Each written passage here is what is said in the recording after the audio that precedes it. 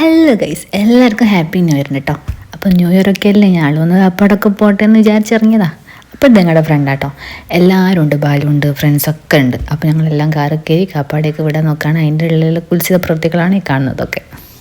Actually Kozhikode ബീച്ചിൽ അങ്ങനെ ആരെയും കയറ്റുന്നില്ല, 6 മണി വരെ ഉള്ളൂ എന്നൊക്കെ പറഞ്ഞതുകൊണ്ടാണ് നൈസായിട്ട് കാപ്പാടേക്ക് മാറ്റിയത്. 4 ന്യൂ ഇയർ ഒക്കെ അല്ലേ, ആൾക്കാരില്ലാത്ത സ്ഥലം ഉണ്ടാകുമോ. അപ്പോൾ ഞങ്ങളും വിട്ട് അങ്ങോട്ടേക്ക്. പക്ഷേ മുന്നിൽ ഞങ്ങൾക്ക് എസ്കോർട്ടായിട്ട് പോലീസ് ഉണ്ടായിരുന്നു ഗൈസ്, പോലീസ്.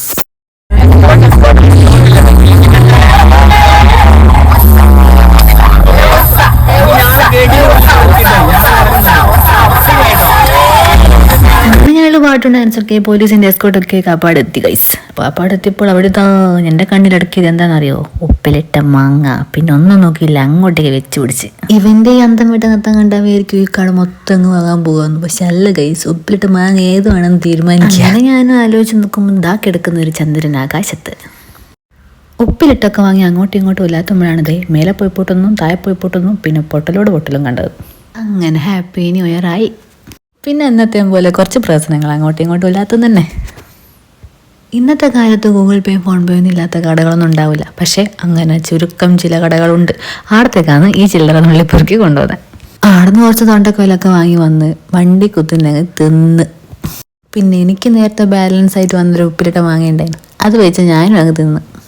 അങ്ങനെ എല്ലാം കഴിഞ്ഞ് വണ്ടി എടുത്തപ്പോൾ ദാ പിന്നെയും പോലീസ് എസ്കോർട്ട്. ഇതെന്തരാണപ്പാ?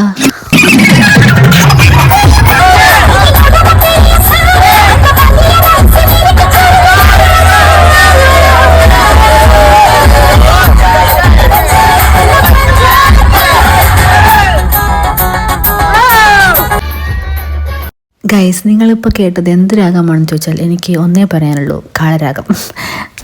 പാട്ടും ഡാൻസൊക്കെ ആയിട്ട് വണ്ടിയിൽ നിന്ന് അർമാദിച്ച ആൾ.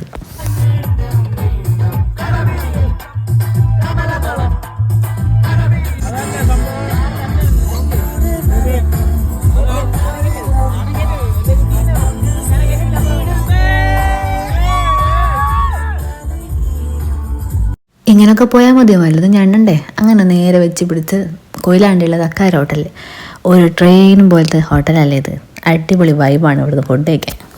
ഇവിടുന്ന് കഴിക്കുമ്പോൾ ട്രെയിനിലിരുന്ന് ഫുഡ് കഴിക്കുമ്പോഴത്തെ ഒരു ഫീൽ. ബാത്റൂം പോലും വെറുതെ വിടില്ല, ആടുന്നു സെൽഫി. അങ്ങനെ ഫുഡൊക്കെ ഓർഡർ ചെയ്ത് വെയിറ്റ് എടുക്കുമ്പോഴാണ് എന്തോ ചളി പറഞ്ഞ എല്ലാം കൂടെ പരക്കം ചിരിക്കുന്നത്. സത്യം പറഞ്ഞാൽ ചളി എനിക്ക് ഓർമ്മയില്ല, അല്ല ഞാൻ അവിടെ പറഞ്ഞേനെ.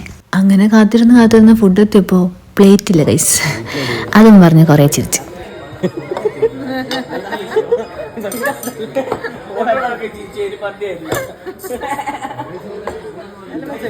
ചിക്കൻ